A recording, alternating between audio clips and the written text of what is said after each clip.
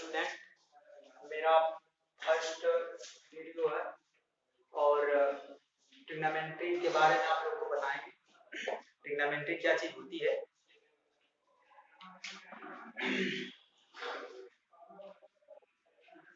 Trigonometry क्या चीज होती है इसके बारे में डिस्क्राइब किया जाएगा आप लोग को। जैसा कि आप लोग जानते हैं कि त्रिकोणमिति की उत्पत्ति दो शब्द से हुई। त्रिकोणमिति की उत्पत्ति दो शब्द से हुई। एक तो होता है त्रिकोण और दूसरा होता है मिति। एक होता है त्रिकोण और दूसरा क्या होता है, मिति।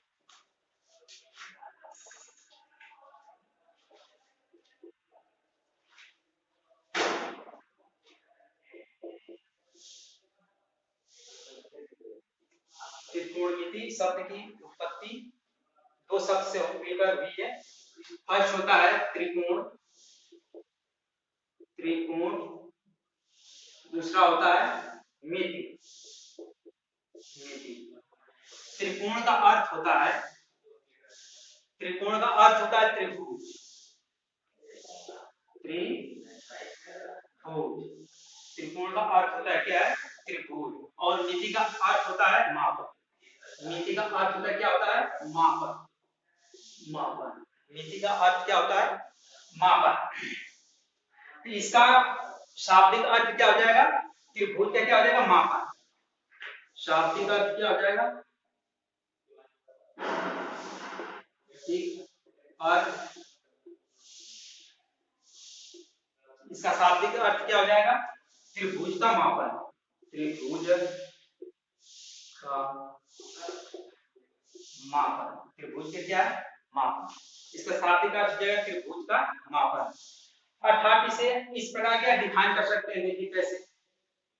त्रिकोणमिति गणित की वह शाखा, त्रिकोणमिति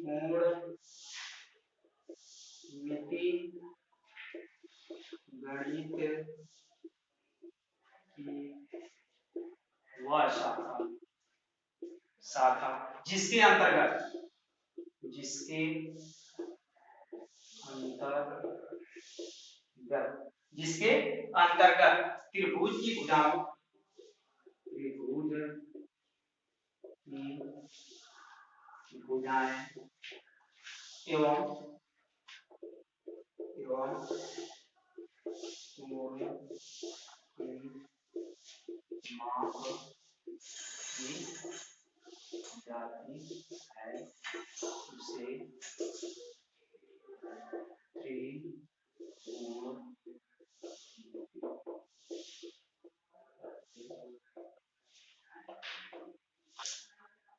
त्रिकोणमिति गणित की वह शाखा होती है जिसके अंतर्गत, त्रिकोणमिति गणित की वह शाखा होती है जिसके अंतर्गत त्रिभुज की भुजाओं एवं कोणों की क्या की जाती है, माप की जाती है। उसे क्या बोलते हैं, त्रिकोणमिति, त्रिकोणमिति बोलते हैं। उसे क्या बोलते हैं, ट्रिग्नोमेट्री,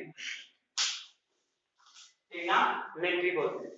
फिर इसके बाद देखिए आधुनिक गणित में त्रिकोणमिति का मुख्य कार्य त्रिभुज की भुजाओं एवं कोणों क्या करते हैं, माप संबंधित इसका क्या करते हैं, अध्ययन करते हैं। माप संबंधित क्या करते हैं, अध्ययन करते हैं। माप संबंधित इसका अध्ययन करते हैं। जैसे पृथ्वी से चंद्रमा, सूर्य आदि की क्या होती है, दूरियां, सूर्य और आदि क्या है, दूरियां ज्ञात करने के लिए देश या क्षेत्र या मानचित्र से बनने वाले सभी प्रकार की दूरियां ज्ञात करने के लिए गति, ध्वनि, प्रकाश और विद्युत आदि में त्रिकोणमिति सूत्रों क्या करते हैं, प्रयोग करते हैं। त्रिकोणमिति सूत्रों क्या करते हैं, प्रयोग करते हैं। आइए, एंगल, एंगल, कोण। कोण क्या चीज होता है,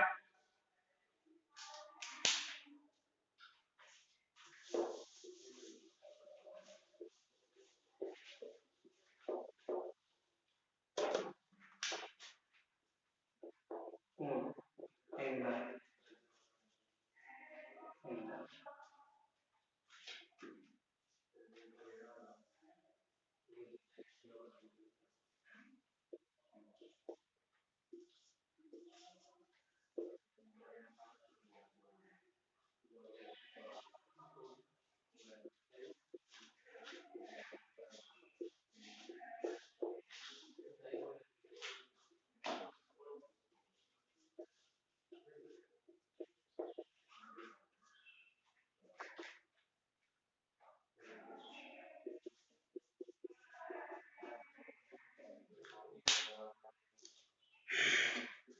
जब कोई सरल रेखा, जब क्या है कोई सरल रेखा, जब कोई सरल रेखा ओपी ओपी अपने प्रारंभिक स्थिति से अपने प्रारंभिक स्थिति ओएक्स से ओपी जितना घुमाव उत्पन्न करते, जितना घुमाव उत्पन्न करते उसे क्या बोलते हैं, एंगल बोलते हैं, उसे क्या बोलते हैं, एंगल। यदि यदि वो एंटी क्लॉकवाइज डायरेक्शन घूमते हैं तो उस एंगल का मान कैसा होता है, धनात्मक होता है, और क्लॉकवाइज डायरेक्शन घूमते हैं तो उस एंगल का मान कैसा होता है, ऋणात्मक होता है। ठीक है।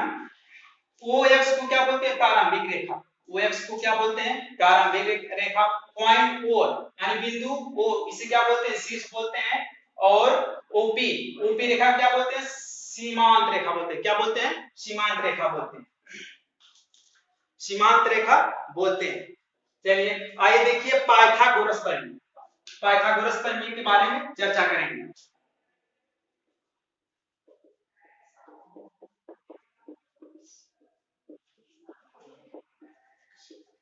पाइथागोरस प्रमेय, पाइथागोरस प्रमेय क्या होता है, समकोण त्रिभुज में, समकोण त्रिभुज में कर्ण पर बना वर्ग शेष दोनों भुजाओं बने वर्गों के योगफल क्या होता है, बराबर होता है। बने वर्गों के योगफल क्या होता है, बराबर। चलिए देखिए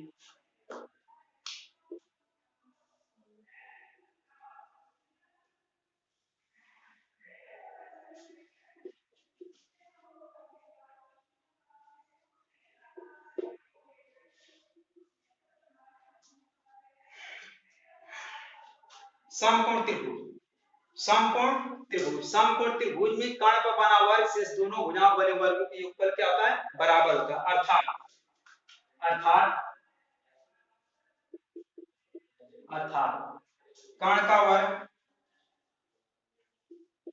कर्ण का वर्ग बराबर लंब का वर्ग, लंब का वर्ग और फिर प्लस आधार का, आधार का वर्ग, आधार का क्या होता है, वर्ग। देखिए समकोण त्रिभुज में जो समकोण के सामने भुजा क्या होती है, कर्ण होता है, ये होता है कर्ण। थीटा के सामने भुजा क्या होती है, लंब, थीटा के सामने भुजा क्या होती है, लंब, लंब। और जो शेष तीसरी भुजा होती है उसे क्या बोलते हैं, आधार बोलते हैं, उसे क्या बोलते हैं, आधार,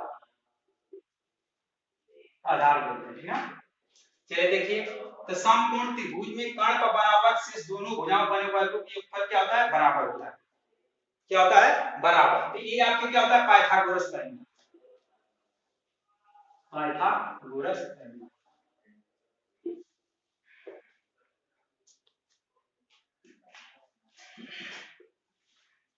पाइथागोरस प्रमेय होता है। इस पर देख लीजिए, एक आध सवाल देख लीजिए इस पर, एक दो सवाल करा दे, एग्जांपल तो मान लीजिए कि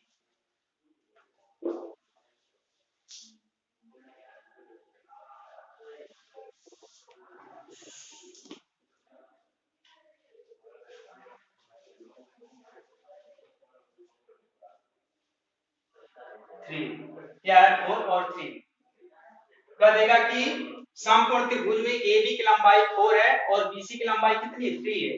कह देगा कि AC की लंबाई क्या करिए, मान AC की लंबाई क्या करिए, ज्ञात करिए, AC की लंबाई क्या करिए, ज्ञात करिए, है ना।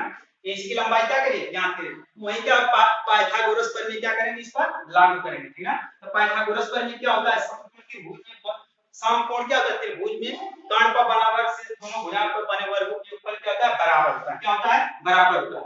अर्थात कर्ण का वर्ग बराबर लंब का वर्ग, लंब का वर्ग प्लस क्या होता है, आधार का वर्ग, प्लस क्या होता है, आधार का वर्ग। क्या होता है, आधार का वर्ग। ठीक है। तो कर्ण क्या है, AC, कर्ण क्या है, AC, तो AC का वर्ग हो जाएगा, AC का वर्ग बराबर AC का वर्ग बराबर क्या हो जाएगा, लंब, लंब क्या दिया है, AB, लंब, लंब क्या दिया है, AB, AB का वर्ग हो जाएगा, फिर प्लस, प्लस है तो क्या है, प्लस, फिर क्या आधार, आधार क्या है, BC, आधार क्या है, BC, BC का वर्ग। हमें क्या निकालना है, AC निकालना है। क्या निकालना है, AC, AC का वर्ग बराबर क्या हो जाएगा, AB का वर्ग, AB कितना दिया है, 4, 4 का वर्ग हो जाएगा 3 प्लस BC कितना दिया है 3, यहाँ पे कितना हो जाएगा 3 का वर्ग, कितना हो जाएगा 3 का वर्ग।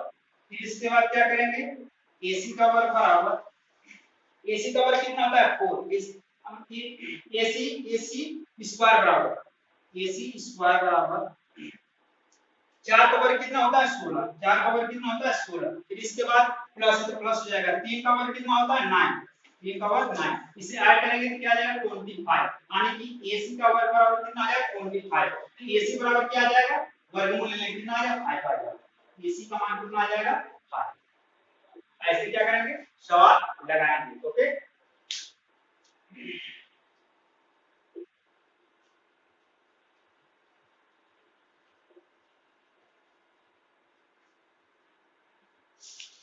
चलिए देखिए त्रिकोणमिति त्रिकोणमिति अनुपात, त्रिकोणमिति अनुपात क्या चीज होता है देखिए,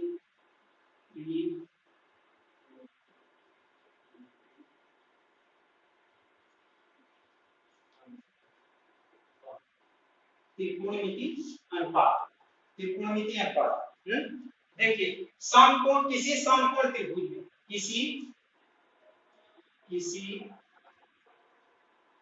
समकोण समकोण त्रिभुज में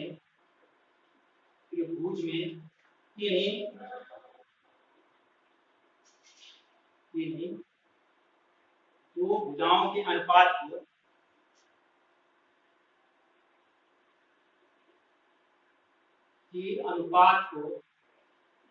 अनुपात को त्रिकोणमिति अनुपात कहते हैं।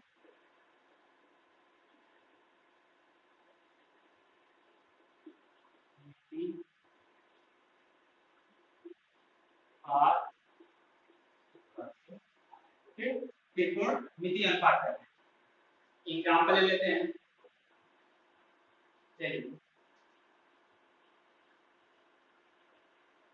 लंब बटा के काट, लंब बटा के क्या है काट, तो लंब कितना है AB, लंब कितना है AB हो जाएगा, आपके बटा कितना हो जाएगा BC, कितना हो जाएगा BC ना, ये हो जाएगा त्रिकोणमिति अनुपात। चलिए क्या हो जाएगा sin थीटा, sin क्या है लंब बटा के काट, तो लंब कितना है AB और कोण कितना है AC, तो लंब बटा कितना हो जाएगा काट जाएगा। तो त्रिकोणमिति अनुपात कितने होते हैं 6 होते हैं, कौन कौन से, फर्स्ट देखिए, फर्स्ट क्या होता है sin, दूसरा क्या होता है cos, तीसरा tan, फिर थीटा डाल sin theta cos theta tan theta, फिर इसके बाद क्या sec थीटा, और फिर इसके बाद क्या sin, यहाँ पर ये cot थीटा, फिर इसके बाद sec थीटा, फिर इसके बाद कितना हो जाएगा cosec थीटा, कितना हो जाएगा cosec थीटा, कितने होते हैं 6 होते हैं, 1 2 3 4 5 6, कितने हो जाएंगे 6 हो जाएंगे, ठीक ना।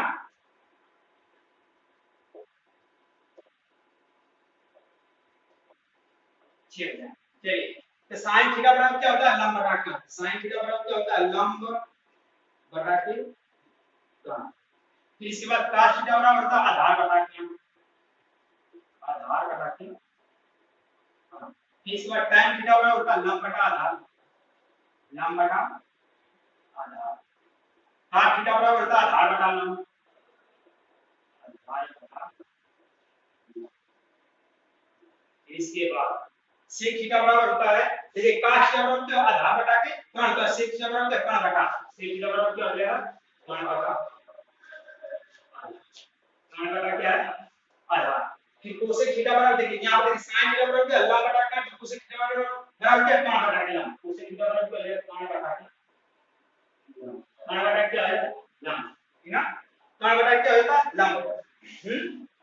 इसका क्या करें ट्रिक जान लीजिए, ठीक ना, ट्रिक ठीक ठीक ना। चलिए लाल बटे ट्रिक देख लीजिए ताकि आप लोग को क्या हो याद करने में आसानी रहे, तो ट्रिक देख लीजिए लाल बटा काटना, लाल बटा कट, तो ये हो जाएगा साइन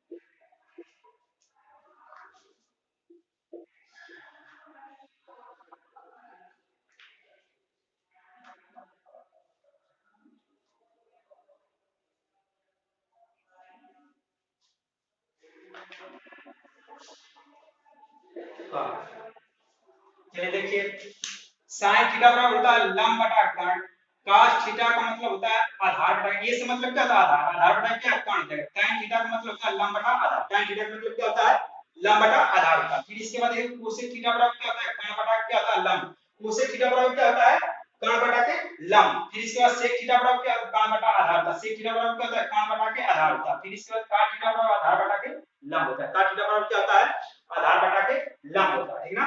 इस तरह क्या करेंगे आप लोग, क्या करेंगे इसे याद कर लेंगे आसानी से, ठीक ना, आसानी से क्या कर लेंगे आप लोग याद कर लेंगे। चलिए नेक्स्ट देखिए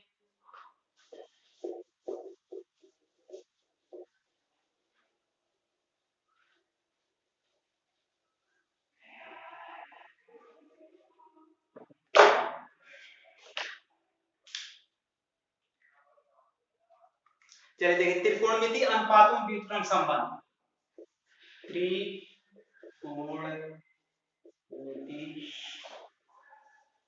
अनुपातों में संबंध, व्युत्क्रम संबंध। चलिए देखिए व्युत्क्रम क्या हो जाएगा संबंध, sin थीटा बराबर 1 बटा के cosec थीटा, फिर इसके बाद cos थीटा बराबर 1 बटा के sec थीटा,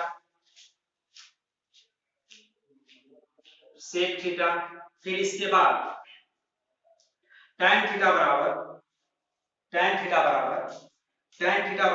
1 बटा के cot थीटा, 1 बटा क्या हो जाएगा cot थीटा। फिर देख लीजिए cosec थीटा बराबर 1 बटा के sin थीटा,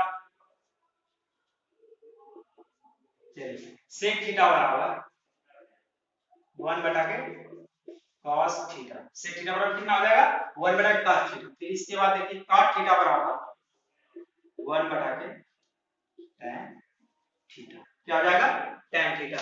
तो ये त्रिकोणमिति अनुपातों में क्या व्युत्क्रम संबंध है, sin थीटा बराबर तो 1 बटा के cosec थीटा, cos थीटा बराबर तो 1 बटा के sec थीटा, tan थीटा बराबर 1 बटा के cot थीटा होता है।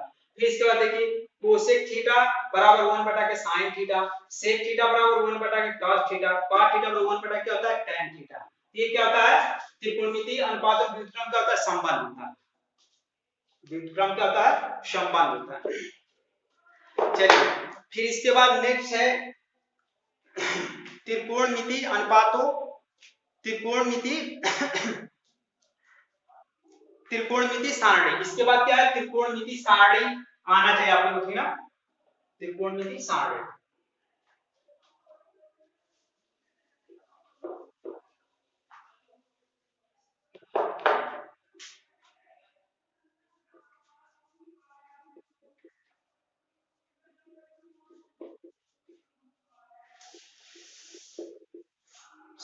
त्रिकोणमिति सारणी,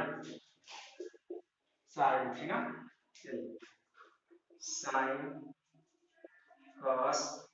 sin cos tan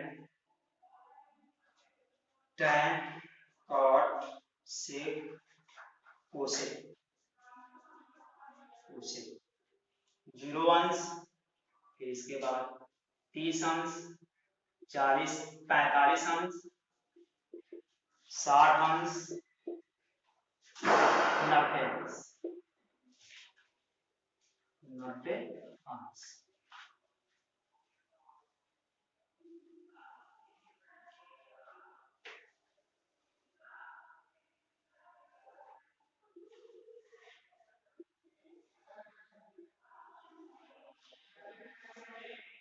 sin 0 अंश का मान कितना 0 होता है, sin 30 अंश का मान 1/2 होता है, sin 45 अंश का मान 1/करने में 2, फिर sin 60 अंश का मान करने में 3/2 होता है, sin 90 अंश का मान 1 होता है, क्या होता है 1 होता है। इतना आप लोग क्या करेंगे अगर याद करेंगे तो cos का क्या इसका ठीक विपरीत हो जाएगा, ठीक ना, cos का क्या हो जाएगा इसका ठीक विपरीत हो जाएगा। चलिए देखिए तो cos 0 अंश का देखिए sin 90 अंश का मान कितना 1 था, तो cos 0 अंश का मान कितना हो जाएगा 1 हो जाएगा, कितना हो जाएगा 1 हो जाएगा। फिर इसके बाद देखिए cos 30 अंश का मान कितना हो जाएगा करने में 3/2 हो जाएगा। फिर इसके बाद देखिए cos 45 अंश का मान 1/करने में 2 आ जाएगा। फिर इसके बाद देखिए का 60 अंश समान, का 60 अंश समान कितना हो जाएगा 1/2। फिर इसके बाद देखिए काश 0, काश 90 अंश समान कितना होता है 0 होता है, ठीक है ना। काश 90 अंश समान कितना होता है 0 होता है। फिर इसके बाद देखिए tan 0 अंश का मान क्या होता है 0 होता है। फिर tan 30 अंश का मान 1/3, tan 45 अंश का मान 1 होता है, tan 60 अंश का मान 3 होता है, ठीक ना। और tan 90 अंश का मान कितना होता है इनफाइनाइट, अपरिभाषित। क्या होता है अपरिभाषित। tan 90 अंश का मान क्या होता है अपरिभाषित होता है, इनफिनिटी। फिर इसके बाद देखिए काट, इसी का ठीक उल्टा क्या हो जाएगा काट हो जाएगा, ठीक ना। इसी का ठीक उल्टा क्या हो जाएगा काट। तो काट 0 अंश का मान कितना हो जाएगा इनफाइनाइट, कितना हो जाएगा इनफाइनाइट। फिर इसके बाद काट 30 अंश का मान कितना हो जाएगा करने में 3, करने में 3। काट 45 अंश का मान 1 हो जाएगा। फिर काट 60 अंश का मान 1/करने में 3, कितना हो जाएगा 1/करने में 3। फिर इसके बाद क्या हो जाएगा काट 90 अंश का मान कितना हो जाएगा 0, काट 90 अंश का मान कितना हो जाएगा 0। फिर इसके बाद देखिए सेक 0 अंश का मान कितना होता है 1 होता है, सेक 0 अंश का मान कितना होता है 1, ठीक है। फिर सेक 30 अंश का मान कितना होता है सेक 30 अंश का मान, सेक 30 अंश का मान होता है करने में सेक 30 अंश 2/करने में कितना होता है 3 होता है, 2/करने में 3, 2 कितना होता है करने में 3 होता है। फिर सेक कितना होता है 45 अंश का मान कितना होता है करने में 2, 45 अंश का मान कितना होता है करने में 2। फिर इसके बाद सेक 60 अंश का मान 2 होता है, सेक 60 अंश का मान कितना होता है 2 होता है। और सेक 90 अंश का मान क्या होता है इनफाइनाइट, अपरिभाषित। सेक 90 अंश का मान क्या होता है अपरिभाषित होता है, सेक 90 अंश का मान क्या होता है अपरिभाषित। फिर इसके बाद देखिए कोसेक 0 अंश का मान कितना होता है कोसेक 0 अंश का मान कितना इनफाइनाइट होता है, क्या होता है अपरिभाषित होता है। फिर इसके बाद कोसेक 30 अंश का मान कितना होता है 2, कोसेक 30 अंश का मान कितना होता है 2 होता है, कोसेक 30 अंश का मान कितना होता है 2 होता है। फिर इसके बाद देखिए कोसेक 45 अंश का मान कितना होता है करने में 2, कोसेक 45 अंश का मान √2 अंडर रूट कितना होता है 2 होता है। फिर इसके बाद देखिए कोसेक 60 अंश का मान, कोसेक 60 अंश का मान कितना होता है 2 होता है।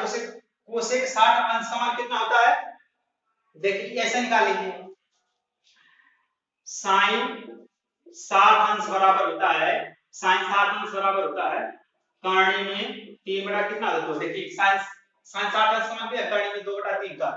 यहाँ पर देखिए तो कोसेक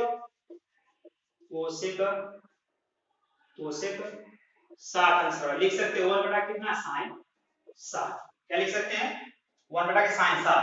अब इसके बाद क्या करेंगे यहाँ पर लिखेंगे 1 और फिर के साइन 60, तो साइन 60 अंश का मान कितना था करने में 3/2, करने में 3/2 कितना है 2, तो 2 क्या चला जाएगा ऊपर, 2 चला 2/करने में कितना होगा 2 कितना हो जाएगा करने में 3, तो 2 करने में कितना हो जाएगा। फिर इसके बाद क्या कोसेक 90 अंश का मान क्या हुआ 90, ठीक ना। ये आप लोग को क्या करना है आप लोग को याद रहना चाहिए, ताकि सवाल जब सॉल्व करेंगे उसका मान रखेंगे तो उसमें कोई किसी प्रकार क्या दिक्कतें हानियां नहीं होंगी, ठीक ना। सॉल्व करने में क्या आसान होगा, सॉल्व करने में क्या होगा आसानी होगा, ठीक ना। चलिए एक बार फिर से रिपीट कर दे नहीं सीखो। साइन 0 अंश का मान 0 होता है, फिर साइन 30 अंश का मान 1/2 होता है, फिर साइन 45 अंश का मान 1/करने में 2 होता है, साइन 60 अंश का मान करने में 3/2 होता है, और साइन 90 अंश का मान क्या था 1 होता है। फिर इसके बाद देखिए cos 0 अंश का मान 1 होता है, फिर cos 30 अंश का मान करने में 3/2 होता है, फिर इसके बाद cos 45 अंश का मान 1/करने में 2, फिर इसके बाद देखिए cos 60 अंश का मान 1/2 होता है, फिर इसके बाद देखिए cos क्या होता है 90 अंश का मान क्या होता है 0 होता है, cos 90 अंश का मान क्या होता है 0 होता है। फिर इसके बाद देखिए tan 0 अंश का मान क्या होता है 0 होता है, फिर tan 30 अंश का मान 1/करने में 3, tan 45 का मान 1 होता है, फिर tan 60 अंश का मान कितना होता है करने में 3, और tan 90 अंश का मान कितना इनफाइनाइट अपरिभाषित, tan 90 अंश का मान कितना होता है अपरिभाषित होता है, ठीक है। फिर इसके बाद देखिए काट 0 अंश का मान इनफिनिटी होता है अपरिभाषित होता है, क्या होता है अपरिभाषित। फिर इसके बाद काट 30 अंश का मान करने में 3, फिर इसके बाद काट 45 अंश का मान 1 होता है, फिर इसके बाद काट 60 अंश का मान 1/करने में 3 होता है, फिर इसके बाद देखिए काट क्या होता है 90 अंश का मान काट 90 अंश का मान क्या होता है 0 होता है। फिर इसके बाद देखिए सेक 0 अंश का मान 1 होता है, फिर इसके बाद सेक 30 अंश का मान 2/करने में 3, फिर सेक 45 का मान करने में 2 होता है, फिर सेक 60 अंश का मान कितना होता है sec 60 अंश का मान 2 होता है। फिर इसके बाद sec 90 अंश का मान अपरिभाषित। sec 90 अंश का मान क्या होता है? अपरिभाषित। cosec 90 अंश का मान कितना होता है? इनफाइनाइट। अपरिभाषित। cosec 90 अंश का मान क्या होता है? अपरिभाषित होता है, ठीक ना। फिर cosec 0 अंश का मान क्या? अपरिभाषित होता है। फिर cosec 30 अंश का मान कितना होता है? 2 होता है। cosec 30 अंश का मान कितना होता है? 2 होता है। फिर इसके बाद देखिए cosec 45 अंश का मान √2 अंडर रूट कितना होता है? 2 होता है। फिर इसके बाद देखिए cosec 60 अंश का मान 2 बटा tan inverse होता है। फिर इसके बाद देखिए cosec 90 अंश का मान कितना 1 होता है। तो ये आप लोग क्या करेंगे? इस सारे क्या कर लेंगे? आप लोग क्या करेंगे? लर्न कर लेंगे, याद कर लेंगे, ठीक ना, ताकि सवाल करते समय आपको इजीली हो, आसानी हो, ठीक ना। चलिए नेक्स्ट देखिए।